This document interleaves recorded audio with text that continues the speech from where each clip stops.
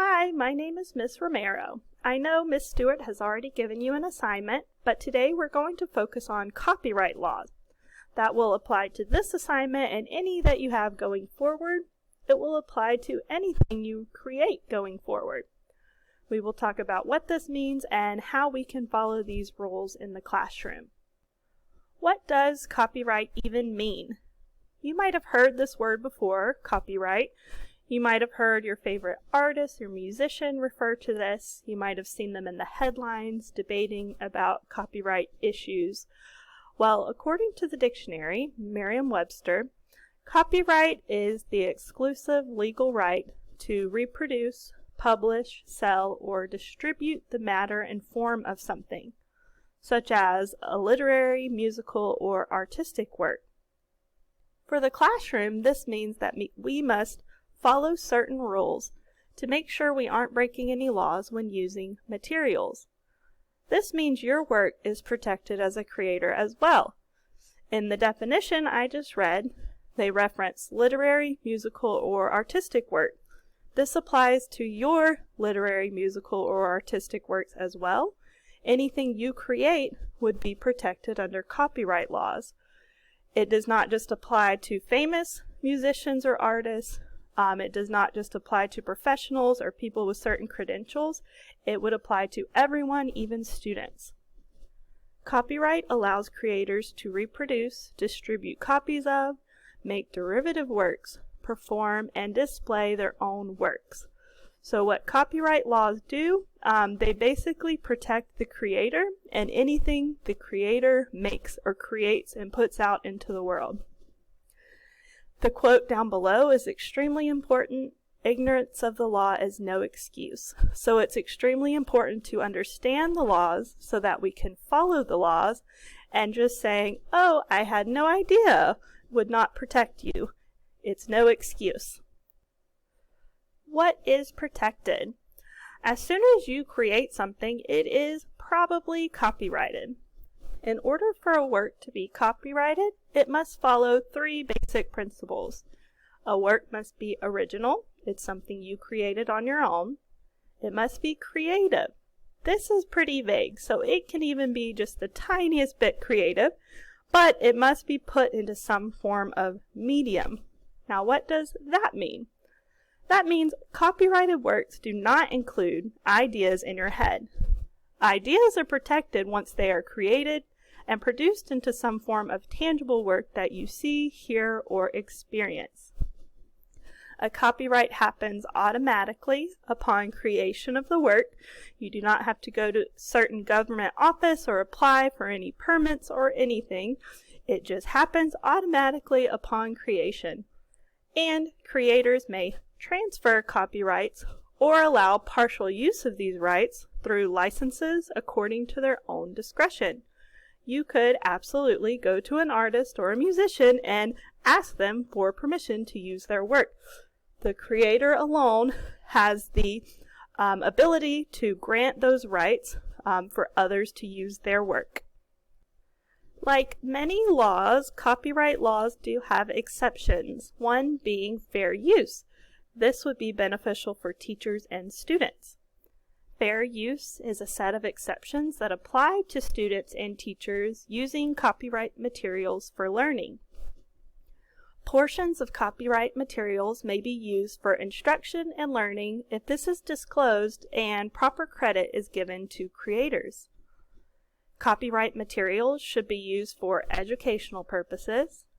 Educational text is more likely to be protected under fair use than entertainment materials like movies or songs. Fair use more likely applies to smaller portions of a work as opposed to using the entire work. And the use of copyrighted material should not negatively affect potential sales of the original work. So this means teachers and students can use copyrighted material in class under fair use. You need to disclose where this information came from. Proper credit needs to be given to whoever created the material.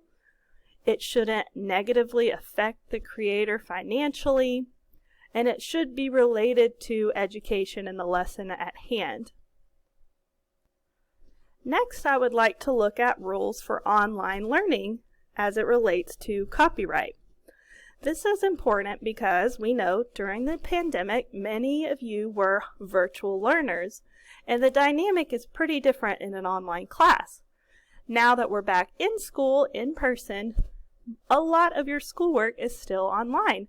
Everyone has their own device, you're on the internet constantly, and most of your teachers use Canvas to complete all of your assignments, quizzes, reports, etc.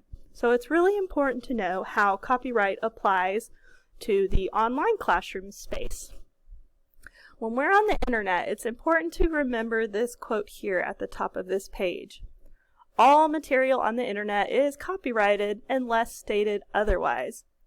If you're browsing the internet and you're not sure if something is protected under copyright or not, you must assume that it is protected and it is copyrighted unless it specifically says otherwise.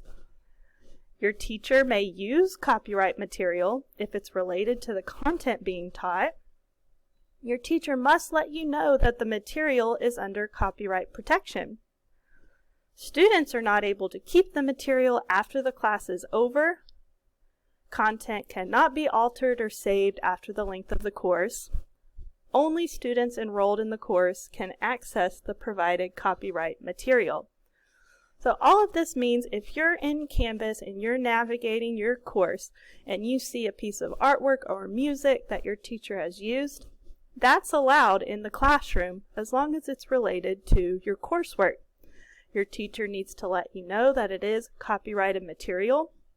However, you're not allowed to download, redistribute, share, make copies of this copyrighted material. And once the class is over, you're not allowed to, again, download and keep this material, share it, reproduce it. All of that is protected under copyright laws. You're not allowed to reproduce that after the class, during the class, or after it's over.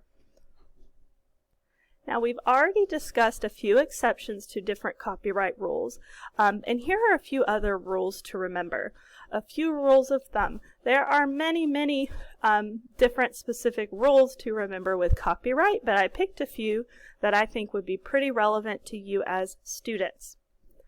All information found online is protected under copyright laws unless it says otherwise. Email is even protected under copyright, and you should not forward emails without permission. I think this tidbit is pretty interesting. Even your own emails are protected. If you're going to forward an email, you should ask permission before doing so.